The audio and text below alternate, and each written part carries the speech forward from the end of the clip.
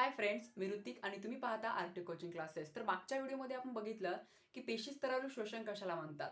तर तिथं आपण सांगितलं होतं की पेशीमध्ये ग्लुकोज या कार्बोदकाचे टप्प्याटप्प्यानं ऑक्सिडीकरण केले जाते आणि या प्रक्रियेला आपण पेशी स्तरावरील शोषण असं म्हणतात. तर पेशी स्तरावरील शोषण याचे दोन प्रकार असतात, ते म्हणजे ऑक्सिशोषण आणि विनॉक्सिशोषण. तर आपल्याला आजच्या लेक्चरमध्ये बघायचं आहे की ऑक्सिशोषणामध्ये 3 टप्प्यामध्ये ग्लुकोजचं ऑक्सिडीकरण होते. तर ते 3 टप्पे कोणते ते सुद्धा आपण त्याच्यावर थोडी सुद्धा चर्चा आपण मागच्या व्हिडिओमध्ये केली आहे. तर आज आपल्याला बघायचं आहे की ऑक्सिशोषणामध्ये 3 टप्प्यामध्ये होणारे ग्लुकोजचे ऑक्सिडीकरण. तर आपल्याला आज ग्लुकोजचं ऑक्सिडीकरण करायचं आणि ते पण 3 टप्प्यामध्ये. आता ते 3 टप्पे कोणते असतील? त्याच्यातील पहिला टप्पा जो आहे तो म्हणजे ग्लायकोलायसिस. जो पहिला टप्पा आहे त्याचं नाव आहे ग्लायकोलायसिस.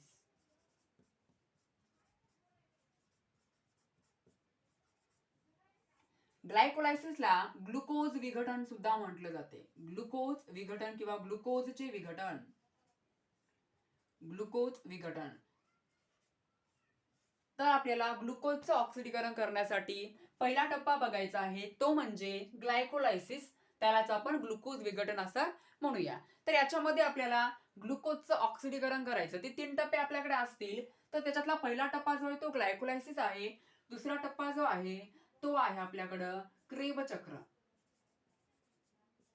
तर मागच्या व्हिडिओमध्ये याच्यावर थोडी आपण डिस्कस केली आहे, क्रेब चक्र, ग्लायकोलायसिस वगैरे. क्रेब चक्रालाच ट्रायकार्बोक्सिलिक आम्ल चक्र असेही म्हणतात आणि क्रेब चक्रालाच सायट्रिक आम्ल सुद्धा म्हटलं जाते. सायट्रिक आम्ल चक्र. आणि तिसरा जो टप्पा आहे तो बघायचा आपल्याला, ते म्हणजे ईटीसी, इलेक्ट्रॉन वहन साखळी. याच्यावर सुद्धा आपण थोडी चर्चा केलेली आहे. आणि तिघं पण जे तिन्ही पण टप्पे असतील कुठं घडतात त्याच्यावर सुद्धा आपण मागच्या व्हिडिओमध्ये डिस्कस केलेली आहे. तर ग्लायकोलायसिस, क्रेब चक्र आणि ईटीसी हे कुठं घडते प्रक्रिया? तर ही घडत असते पेशीमध्ये. पण पेशीतील विविध अंगकामध्ये घडते. तर ग्लायकोलायसिसचा विचार केला तर ग्लायकोलायसिस हे पेशी द्रव्यामध्ये घडून येत असते. क्रेब चक्र आणि ईटीसीचा विचार केला तर दोन्ही पण ज्या अभिक्रिया असतील ते तंतू कणिकेमध्ये घडत असतात. तर आजच्या लेक्चरमध्ये आपण पाहणार आहोत की जे ग्लुकोजचे ऑक्सिडीकरण आपल्याला ऑक्सिशोषण या टप्प्यामध्ये करायचंय, ऑक्सिशोषण या पॉइंटमध्ये करायचं आहे. तर त्या ऑक्सिशोषणामध्ये 3 टप्प्यामध्ये आपल्याला ग्लुकोजचं ऑक्सिडीकरण करायचं आहे. त्यातील पहिला टप्पा बघूया तो म्हणजे ग्लायकोलायसिस.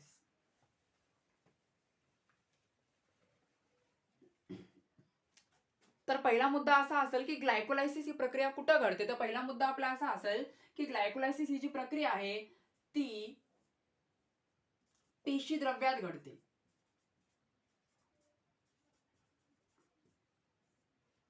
ग्लायकोलायसिस ही जी प्रक्रिया असेल ती कुठं घडून येईल? तर ती घडून येईल पेशी द्रव्यामध्ये घडून येईल. पेशी द्रव्य काय असेल की पेशीमध्ये असणारा एक छोटासा अवयव म्हणू शकतो त्याला आपण, किंवा एक प्रकारचा घटक आहे. तर पेशीद्रव्यात ग्लायकोलायसिस ही जी प्रक्रिया आहे ती पेशीद्रव्यात घडत असते. तर पेशीद्रव्यामध्ये घडत असताना इथे काय होईल, जो ग्लुकोज आहे C6H12 आणि O6 या ग्लुकोजच्या एका रेणूचं टप्प्याटप्प्याने तिथं काय होईल, विघटन होईल. आणि या एका रेणूचं टप्प्याटप्प्याने पेशीद्रव्यामध्ये विघटन झाल्यानंतर त्याच्यापासून आपल्याला पायरुविक आम्ल, एटीपी, पायरुविक आम्ल, एटीपी, नंतर NADH2 आणि पाणी यांची प्रत्येकी आपल्याला 2-2 रेणू मिळतील. काय सांगितलं बघा, ग्लायकोलायसिस ही जी प्रक्रिया आहे ती पेशीद्रव्यात घडत असते. पेशीद्रव्यामध्ये ही अभिक्रिया घडत असताना इथं काय होईल की पेशीमध्ये असलेल्या ग्लुकोज या कार्बोदकाचं इथं काय होईल, या ग्लुकोजच्या एका रेणूचे, हे लक्षात ठेवायचं आपल्याला, ग्लुकोजच्या एका रेणूचं इथं काय होईल, ऑक्सिडीकरण होईल किंवा विघटन होईल. विघटन झाल्यानंतर त्याच्यामधून आपल्याला पायरुविक आम्ल, एटीपी, NADH2 आणि पाणी यांचे प्रत्येकी आपल्याला 2-2 रेणू तयार होतील किंवा मिळतील आपण असं म्हणू शकतो. तर काय सांगितलं बघा, तर पेशीमध्ये ग्लुकोजच्या एका रेणूचं ऑक्सिडीकरण झाली, तिथं विघटन झालं. आणि विघटन होऊन या प्रक्रियेमधून काय काय तयार झालं, आपल्याकडे पायरुविक आम्ल तयार झालेलं आहे, एटीपी तयार झालेला आहे, NADH2 आणि पाणी. आता NADH2 काय आहे? NADH2 हा एक सहविकार आहे, तो पेशी शोषणामध्ये मदत करतो. तुम्हाला अजून एक सहविकार बघायचा याच्यामध्ये, त्याचं नाव आहे FADH2. NADH2 आणि FADH2 काय असतील, दोन सहविकार असतील. ते कुठं मदत करतात, पेशी शोषणामध्ये मदत करतात. क्वेश्चनच्या बोर्डला असा येऊ शकतो की तुम्हाला पेशी शोषणात मदत करणारे सहविकार कोणते किंवा सहविकार लिहा, या प्रकारचा प्रश्न जर आला तर ते पेशी शोषणामध्ये मदत करणारे सहविकार कोणते असतील, त्याच्यातील पहिला असेल NADH2 आणि दुसरा असेल तो म्हणजे FADH2. तर इथे काय झालं, ग्लुकोजच्या एका रेणूचं टप्प्याटप्प्याने विघटन झालं आणि त्या विघटनामधून आपल्याला पायरिक आम्ल, ATP, NADH2 आणि पाणी यांचे प्रत्येकी 2-2 रेणू मिळलेले आहेत. नंतर या प्रक्रियेत तयार झालेले पायरिक आम्ल रेणू हे काय करतील, ऍसिडिल कोएन्झाइम A च्या रेणूमध्ये रूपांतरित केले जातात आणि या प्रक्रियेवेळी कार्बन डायऑक्साइडचे 2 आणि NADH2 चे 2 रेणू तयार होतात. आता या प्रक्रियेमध्ये जो पायरिक आम्ल तयार झाला, याचं रूपांतर जे आहे ते ऍसिटिल कोएन्झाइम A, ऍसिटिल कोएन्झाइम A या प्रक्रियेत, ग्लायकोलायसिस या प्रक्रियेमध्ये जो पायरिक आम्ल तयार झालेला आहे, पायरिक आम्लाला पायरुवेट सुद्धा म्हणतात, लक्षात ठेवा. पायरुवेट हे सुद्धा लक्षात ठेवायचं. पायरिक आम्लालाच पायरुवेट सुद्धा म्हणतात. तर तुम्हाला जर रिकामी जागाला प्रश्न आला तर रिकामी जागा सहजा येत नाही, MCQ येतात फक्त 10th ला. तर तुम्हाला लक्षात ठेवायचं की ग्लायकोलायसिस या प्रक्रियेमध्ये काय मिळते, तर काय मिळत असेल आपल्याला, पायरिक आम्ल, त्यालाच आपण पायरुवेट सुद्धा म्हणू शकतो. तर इथे काय होते, तर ग्लायकोलायसिस या प्रक्रियेमध्ये जे पायरिक आम्ल मिळलं, नंतर या पायरिक आम्लाचे जे रेणू असतील ते ऍसिटिल कोएन्झाइम A याच्यामध्ये रूपांतरित केले जातात. आणि जेव्हा ही प्रक्रिया रूपांतराची व्हायली, म्हणजे पायरिक आम्लापासून ऍसिटिल कोएन्झाइम A हे रूपांतर व्हायलं, तेव्हा त्यावेळी कार्बन डायऑक्साइड आणि NADH2 यांचे प्रत्येकी 2-2 रेणू तयार होतात. काय सांगितलं, ग्लायकोलायसिस प्रक्रिया कुठे घडते, पेशी द्रव्यात घडत असते. पेशी द्रव्यामध्ये काय होत आहे, ग्लुकोजच्या एका रेणूचं विघटन व्हायला, कसं व्हायला, ते टप्प्याटप्प्याने होत आहे. पेशी द्रव्यामध्ये घडणारी ही जी ग्लायकोलायसिस प्रक्रिया आहे, याच्यामध्ये ग्लुकोजच्या एका रेणूचं विघटन टप्प्याटप्प्याने व्हायला आणि विघटन झाल्यानंतर याद्वारे आपल्याला पायरिक आम्ल, ATP, NADH2 आणि पाणी यांचे प्रत्येकी 2-2 रेणू मिळत आहेत. नंतर या प्रक्रियेत तयार झालेलं जे पायरिक आम्ल आहे, याचं रूपांतर ऍसिडिल कोएन्झाइम मध्ये होत आहे. पायरिक आम्लाच्या रेणूचं जे रूपांतर आहे ते कशामध्ये होत आहे, ऍसिडिल कोएन्झाइम A मध्ये होत आहे. नंतर जेव्हा पायरिक आम्लाचं ऍसिडिल कोएन्झाइम A मध्ये रूपांतर होत आहे, तेव्हा काय व्हायलं, CO2 आणि NADH2 चे प्रत्येकी 2-2 रेणू तयार होत आहेत. तर ही असेल आपला पहिला टप्पा, हा असेल तो म्हणजे ग्लायकोलायसिस. तर दुसरा टप्पा बघूया, क्रेब चक्र.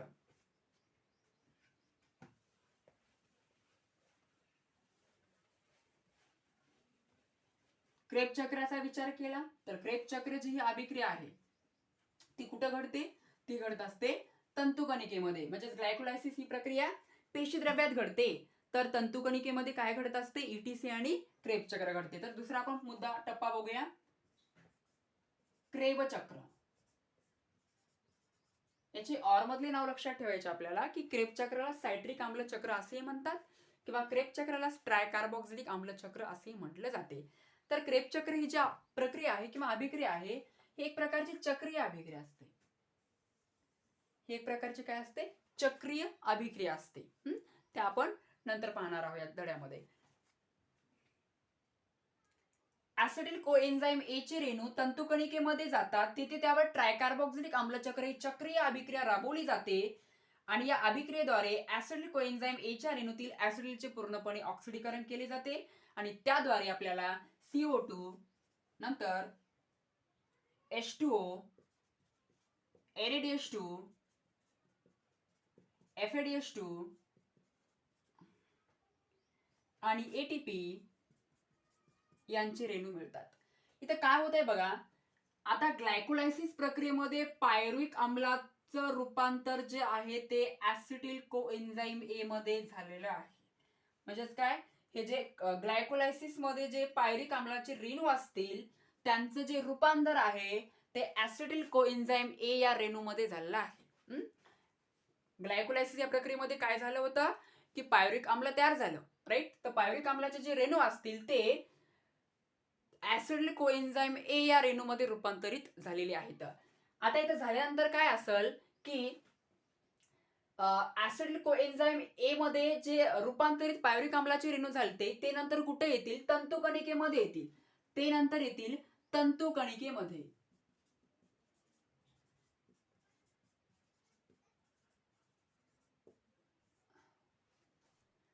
ते नंतर कुठे येतील, तंतुकणिकेमध्ये येतील. आता इथं काय होत आहे की क्रेब चक्र अभिक्रिया तंतुकणिकेमध्ये घडत आहे. क्रेब चक्र जी अभिक्रिया असेल ती तंतुकणिकेमध्ये घडत आहे. जे ग्लायकोलायसिस मध्ये शेवटचं तयार झालं जे पायरुविक आम्ल आहे, पायरुवेट त्याला म्हणूया आपण, या पायरुवेटचे रेणू कशामध्ये रूपांतरित झाले होते, ऍसिडिल कोएन्झाइम ए या रेणूमध्ये रूपांतरित झाले. नंतर ते ऍसिडिल कोएन्झाइम ए चे रेणू कुठे आले तर तंतुकणिकेमध्ये आले. आणि तंतुकणिकेमध्ये येऊन तिथं काय करतात, तिथं ट्राय कार्बोक्सिलिक आम्ल चक्र चक्रीय अभिक्रिया करतात. तिथं काय करतील ते येऊन रेणू ट्राय कार्बोक्सिलिक आम्ल ही चक्रीय अभिक्रिया तिथं करतात. आणि या अभिक्रियेद्वारे तिथं काय तयार होत आहे, carbon dioxide, H2O, NADH2, FADH2 आणि ATP चे रेणू मिळत आहेत. बघा क्रेब चक्र सोपं आहे थोडं. याच्यामध्ये काय लक्षात ठेवायचं तुम्हाला की क्रेब चक्र ही जी अभिक्रिया आहे ती तंतुकणिकेमध्ये राबवली जाते. ग्लायकोलायसिस मध्ये जे शेवटला पायरुवेट रेणू मिळले, पायरुविक आम्लाचे जे रेणू मिळले त्याचं रूपांतर कशामध्ये केलं आपण आताच, तर ऍसिडिल कोएन्झाइम ए च्या रेणूमध्ये केलं. नंतर ऍसिडिल कोएन्झाइम ए चे रेणू कुठे येतात, तंतुकणिकेमध्ये येतात. आणि तंतुकणिकेमध्ये आल्यानंतर तिथं काय करतात, ट्रायकार्बोक्सिलिक आम्ल चक्र ही चक्रीय अभिक्रिया तिथं करतात, पूर्ण करतात. आणि त्या अभिक्रियेद्वारे काय काय तयार होत आहे, carbon dioxide, H2O, NADH2, FADH2 आणि ATP तयार होत आहे. NADH2 आणि FADH2 काय असतील, सहविकार. यांचं काम काय, पेशी श्वसनात मदत करणारे. लक्षात ठेवायचं आहे, क्वेश्चन विचारू शकतो जसा की तुम्हाला आता सांगितलं मागे. तर NADH2 आणि FADH2 काय असतील, सहविकार असतील. ते काय करतील, तर ते करतील पेशी श्वसनामध्ये ते मदत करतील. आता हे जे NADH2 आणि FADH2 आहेत त्यांचे संक्षिप्त रूप काय असतील, NADH2 चा संक्षिप्त रूप आहे nicotinamide adenine dinucleotide. Nicotinamide adenine dinucleotide. तर NADH2 चा फुल फॉर्म आहे nicotinamide dinucleotide, nicotinamide adenine dinucleotide हा NADH2 चा संक्षिप्त रूप असेल. आणि FADH2 चा असेल फ्लॅविन ऍडेनाइन डायन्यूक्लियोटाइड. फ्लॅविन ऍडेनाइन डायन्यूक्लियोटाइड. लक्षात ठेवा, कारण पेपरला एका वर्षी बोर्डला आय थिंक 2019च्या एक्झामला आलत आहे.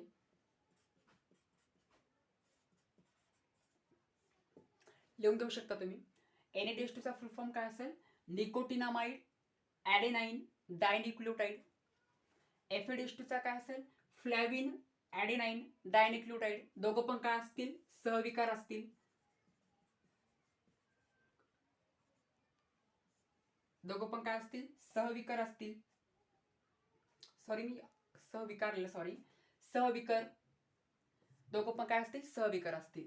तर NADH2 आणि FADH2 सहविकार आहेत, पण त्यांचं काम काय असेल की ते काय करतील, पेशी शोषणामध्ये मदत करतील. जसं की आपण ग्लायकोलायसिस मध्ये बघितलं आणि क्रेब चक्रामध्ये, तंतुकणिकेमध्ये सुद्धा यांचं काम आहे. तर क्रेब चक्र बघा, रिपीट सांगेल मी काय ते.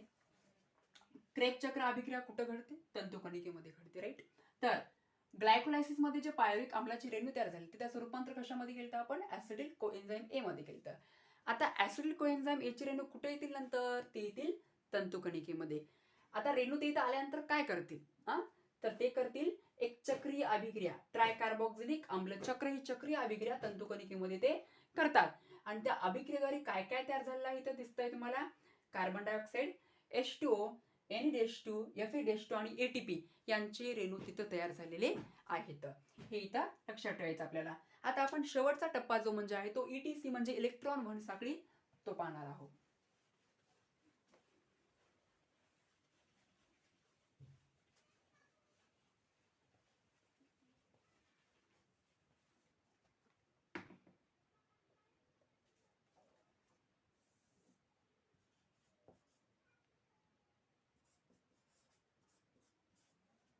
त्याला इलेक्ट्रॉन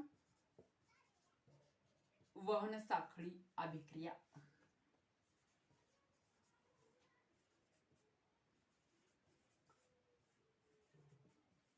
असं म्हणतात. ETC म्हणजे काय असेल? इलेक्ट्रॉन वहन साखळी अभिक्रिया. कुठं राबवली जाते? ही सुद्धा अभिक्रिया तंतुकणिकेमध्येच घडत असते, लक्षात ठेवायचं आपल्याला. इलेक्ट्रॉन वहन साखळी अभिक्रिया सुद्धा तंतुकणिकेमध्ये राबवली जाते. वरील सर्व प्रक्रियेच्या वेळी तयार झालेल्या NADH2 च्या प्रत्येक रेणूपासून 3 आणि FADH2 च्या प्रत्येक रेणूपासून 2 ATP चे रेणू मिळत असतात. आता वरच्या अभिक्रियेमध्ये NADH2 आणि FADH2 हे मिळलेले आहेत. तर वरील सर्व प्रक्रियांच्या वेळी तयार झालेल्या NADH2 च्या प्रत्येक रेणूपासून 3 आणि FADH2 च्या प्रत्येक रेणूपासून 2 ATP चे रेणू मिळत असतात. ATP च्या रेणू व्यतिरिक्त पाण्याचेही रेणू तयार होतात.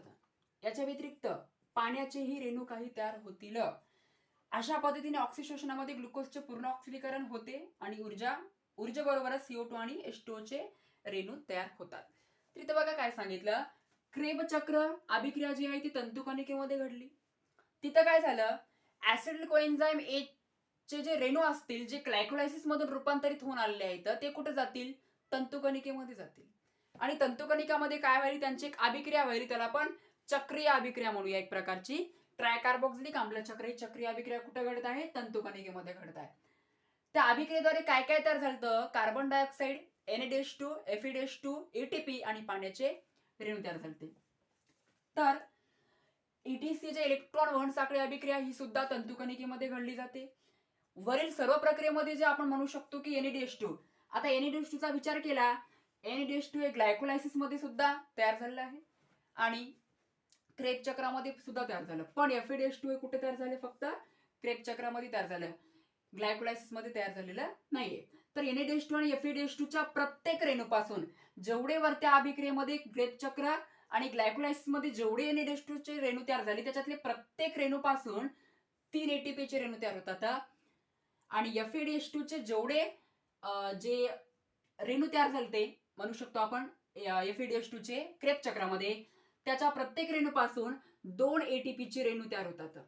लक्षात ठेवायचं आपल्याला की NADH2 पासून 3 ATP चे रेणू तयार होतात, तर FADH2 पासून 2 ATP चे रेणू तयार होतात. पण इथे काय लक्षात ठेवायचं आपल्याला की हे जे NADH2 आहे ते मागलच्या प्रक्रियेमध्ये ग्लायकोलायसिस आणि क्रेब चक्रामध्ये त्यांच्यामध्ये जेवढे रेणू NADH2 चे मिळले, त्याच्यातील प्रत्येक रेणूपासून 3 ATP चे रेणू मिळतात. तर प्रत्येक FADH2 च्या रेणूपासून 2 ATP चे रेणू मिळत असतात. या अभिक्रियेमध्ये ATP च्या व्यतिरिक्त पाण्याचेही रेणू मिळतात. तर अशा प्रकारे आपण ऑक्सिशोषणामध्ये जे 3 टप्पे होते, ग्लायकोलायसिस, क्रेब चक्र, ETC, याच्यापासून आपण काय तयार केलेलं आहे? आपलं ऊर्जा प्लस CO2 आणि प्लस H2O. आपल्याला हे मेन करायचं होतं तयार, आपण इथे तयार केलेलं आहे. ऊर्जा सुद्धा मिळाली आपल्याला, कार्बन डायऑक्साईड सुद्धा मिळाला आणि पाणी सुद्धा मिळालेलं आहे. तर आपण हे ऑक्सिशोषणामध्ये 3 टप्पे बघितले, क्रेब चक्र, ग्लायकोलायसिस आणि ETC. ज्याला आपण ऑर मधली सुद्धा नाव तुम्हाला लक्षात ठेवायचे आहे की ग्लायकोलायसिसला ग्लुकोजचे विघटन म्हणलं जाते, तर क्रेब चक्राला ट्रायकार्बोक्सिलिक आम्ल चक्र किंवा त्याला आपण सायट्रिक आम्ल चक्र असेही सुद्धा म्हणतात. नंतर शेवटचा तिसरा आहे तो म्हणजे ETC, इलेक्ट्रॉन वहन साखळी अभिक्रिया. आता या ग्लायकोलायसिसचा विचार केला तर ग्लायकोलायसिस ही जी अभिक्रिया असेल ती पेशीद्रव्यामध्ये घडते. लक्षात ठेवायचं एक पॉईंट याच्यामध्ये की तुम्हाला MCQ ला येऊ शकतो बहुपर्याय प्रश्नामध्ये. तर ग्लायकोलायसिस ही प्रक्रिया कुठं घडत असते? तर ती घडत असते पेशीद्रव्यामध्ये. क्रेब चक्र आणि ETC कुठं घडते? सेम तंतुकणिकेमध्ये घडत असते. याच्यामध्ये आपल्याला तयार करायचं तो ऊर्जा CO2 आणि H2 आपल्या इथं तयार झालेलं आहे. तर आजच्या लेक्चरमध्ये शिकवलं तुम्हाला नक्कीच कळलं असेल. व्हिडिओ आवडत असेल तर प्लीज सबस्क्राईब आणि शेअर करा.